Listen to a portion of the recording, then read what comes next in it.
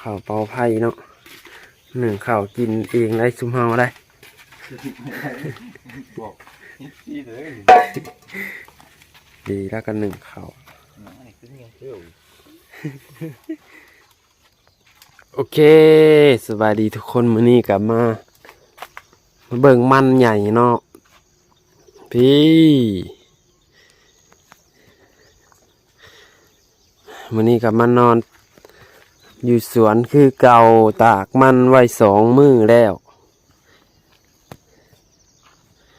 พี่มาเบิ่งกันเลยว่าถ้ามันแห้งฝนก็สิตกบ่แดดแห้งมันก็เลยนานแห้งโอ้ยพี่ตัวนี้ได้3 มื้อนี้ละ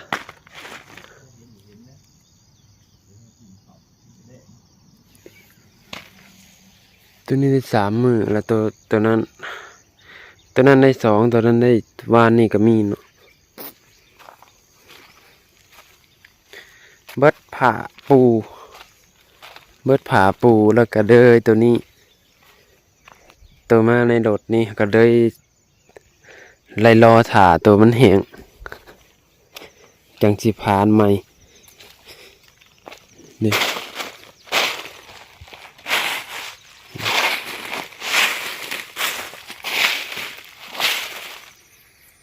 มันอยู่ลาวปีนี้ก็ตกลงราคาโลละ2,000 กีบ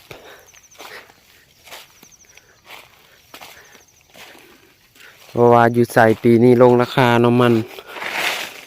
นบ่เป็นราคาปีนี้แต่ก็เห็ดคือเก่าเนาะมันบ่มีแนวเห็ดพี่น้องเอ้ยปลูกไว้แล้วก็กล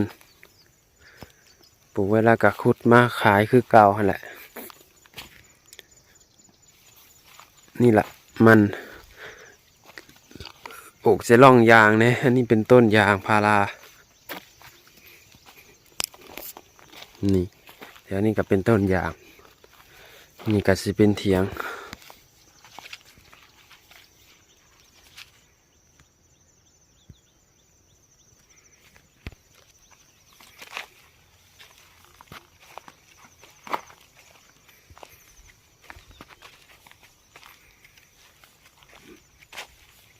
เดี๋ยวสิพาเดินยางไปเบิ่งเนาะ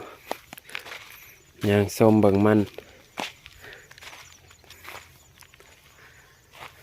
ก็หัวใหญ่อยู่แต่ว่าเสียอย่างเดียวบ่เป็นราคาปีนี้มันถือโพดเสียหลายจังพี่หัวมันพี่เต็มรถพี่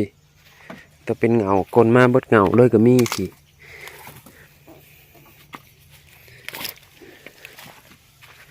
เดี๋ยวไปเบิ่งไอ้บ่าวเฮาแล้วเห็ดหยังยกเข่าโอ้น้ำ1 เข่าเนาะพี่น้องเนาะเข่าเปาไผ่เนาะ1 เข่ากินเองได้ซุมเฮาได้บอกนี่เลย ดีแล้วกัน1 เข่ามึงพื้นก็ได้มันเป็นน้ำ ขึ้นไหม เป็นน้ำพื้นเอา พื้นขับโดด พื้นมันหยุกเลยโอเคนี่ก็เป็นสวนมักเพชรก็มีนี่มักเพชรพี่น้องเพชรกำลังงาม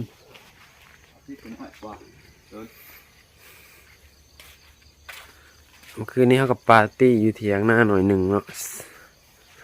เมื่อยจากการขุดมัน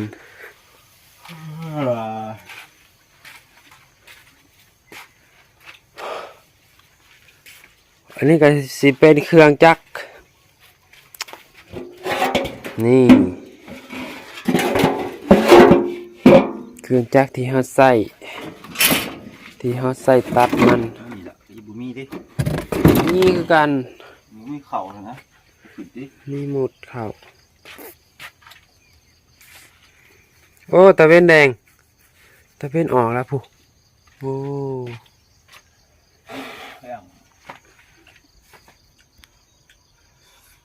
บ้านเฮา ให้มันกับสำบานเฮ้านี่ละนั่นนะโอเคไปเดี๋ยวมันกินข้าวถ้าข้าวสุกแล้วก็กินข้าวแล้วก็ไปทำงานต่อโอเคจบข่าวทุกคนอย่าลืมติดตามตอนต่อไป